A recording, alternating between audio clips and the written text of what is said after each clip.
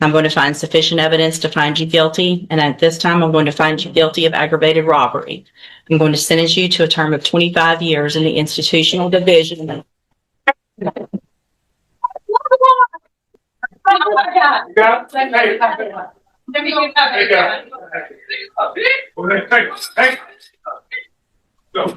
Good morning. Are you Caden Fontanet? And this is 25 DCCR 1759. Mr. Fontanet was previously in court, entered a plea of guilty to the first-degree felony offense of aggravated robbery. It was an unagreed plea. I've received the pre-sentence report. Have you both had an opportunity to review that report? We have, Your Honor. The state has, Judge. Are there any additions or corrections to the report? Not from the defense. Not from the state, Judge. And Mr. Coleman, you said you have a witness or some evidence? Actually, Judge, Mr. Rojas has graciously stipulated to the admission of the surveillance video from the convenience store in question. So Okay. I need to call my custodian record. With the court's permission, first of all, I'm offering states one.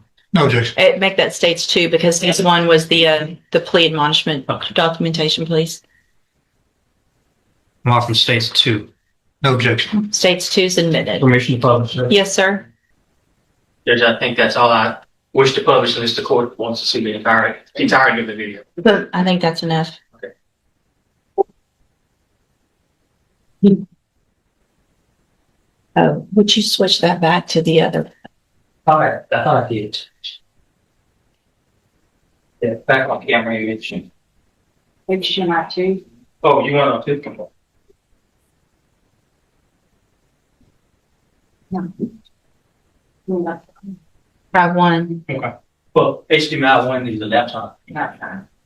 HDMI two as well.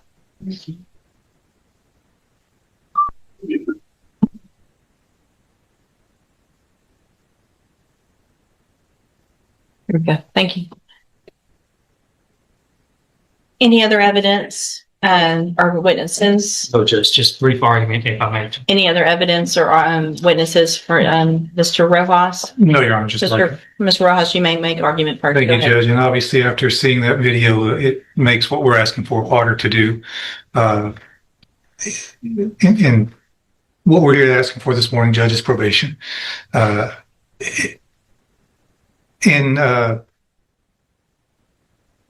Fontainet's defense, he is a young offender. I know the court is tired of hearing the same story over and over, young guys with guns in here. He's got a limited criminal history. I believe this is his first felony. He's never been on any kind of felony supervision or felony probation. Unfortunately, he's just fallen into the same situation that we see so many other youthful offenders fall into. He's got no direction in life. He's very little support at home. Sees no way out of the situation that he's in, so he goes and decides to rob a store and get some money. Did the wrong thing. And if his story in the PSI is to be believable for what I believe is the right reason, he's trying to help his mom out at home, he's trying to pay some bills, keep the lights on.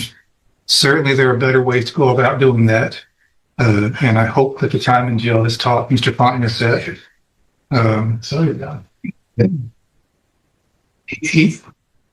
that we've got options here, Judge. We can send him to prison or we can put him on probation. Certainly he's on the road if this conduct continues, he's on the road with prison. I don't know that the day is the best time to make that exit for him. He's got a long life to live. We can send him to prison. He can be there for a few years and come back out. I don't know that he's going to get the help that he really needs in prison. There are programs available on probation that if he's serious about turning his life around, like he says in the PSI, those programs can help him. And if he does take advantage of those, it in turn would make the community a little bit safer. Because there'd be one less guy running around with a gun when he does get out of prison, if that were the road that you chose to take. Planning on living at home with his mom. I think he has some younger siblings there. To his benefit, before he was even arrested, he started a GED. I think on the night that this happened, he had just finished a GED class and made a dumb decision to go hang out with these guys that he should not have been hanging out with, and did this robbery. Again, Judge, you've got two options. You can send him to prison, or you can try to get him some help on probation, and hopefully he will take advantage of that. And certainly if he doesn't, we're going to know pretty quick, and you'll have another chance to send him to prison probably for a longer time. All right. Thank you. What is the status of the other two? Are there co-defendants? Have they been charged? They have been charged, Judge, and I have both of their cases, Judge. And they have not been sentenced yet or No, anything Judge. like that? No, Okay. Judge. All right, go ahead, Mr. Coleman. Yeah, I'll be brief. Whether it's the Pine Club Apartments or Rogers Park or a Speedy Mart, you've seen this, and we've seen this in this community all too often. I'm preaching to the choir, Judge. Prayer vigils and advisory committees, all of that stuff's fine, but you, Judge, are where the rubber meets the road. You are that person that can protect the community from somebody like this defendant. You are that person that can either let him walk out of this courtroom on probation with a piece of paper with conditions and promises that he won't resort to this kind of violence that you saw on that video, or you can ensure that the community is safe by putting him behind steel bars, concrete wall, and razor wire fence. Judge, I'm just asking. I'm not in the habit of begging, but on behalf of this community, I'm begging that you sentence this defendant to prison. The message that needs to be sent to this defendant and his circle of friends and anybody who would want to be like this defendant is that if you pick up a gun with the intent to commit violence, you're going to pick up a 15, 20, 25-year prison sentence, Judge. And I'm just asking that you do this on behalf of people who live at the Pine Club Apartments who just want to live in peace. People who want to go take a walk at Rogers Park and not be robbed, and somebody that wants to stop at a Speedy Mart convenience store and pick up some snacks without becoming a victim of a robbery. That's all I have, Judge. Thank you, Mr. Coleman. So, Mr. Fontenette, there was a time some years ago that there really wasn't even a question. State's attorneys were recommending youthful offenders, probation, let's give everybody an opportunity. And things have just changed in such an incredibly dangerous way with young people doing what I just saw you do on that screen.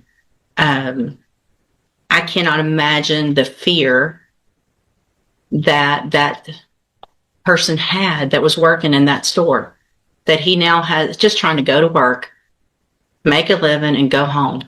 And he has 3 people come in and not just grab a little quick something and run out, but terrorize him for quite some time. Pulling him around, yanking him around, putting guns in his face, all 3 of you.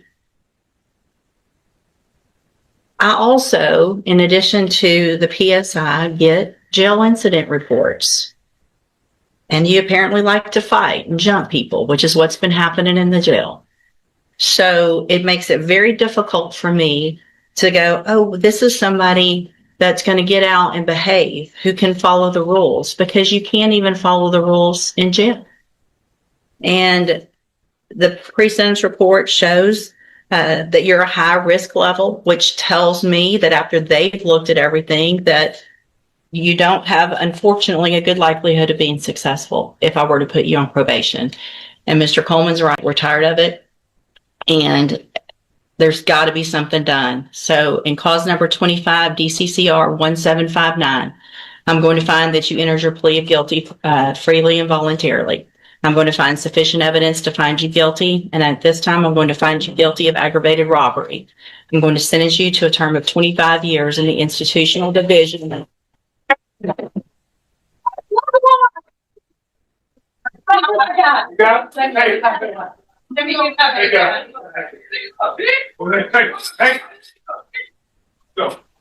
on, Mom. Here. I'm going to sentence you to a term of 25 years in the institutional division of the Texas Department of Corrections. You will receive credit on that sentence for any time that you've been in custody that the law gives you the right to receive. I'm handing you the trial court certification. This was not an agreement. You have some rights to appeal. I have also handed you a written admonishment regarding your ineligibility to possess a firearm or ammunition. Because of the judgment entered against you, you're ineligible under Texas law to possess a firearm or ammunition. Possession of a firearm or ammunition could lead to charges against you. You can talk to Mr. Rojas about any questions you have about that. I am making an affirmative finding of a deadly weapon. Mr. Fontenette, I understand that this is harsh, and I know you believe this is harsh, but I think this is necessary. I hope that you go and you make things right You can get out of prison. You're still going to be young and you can make your life better. That's going to be up to you. Okay. You can go back with the bailiff.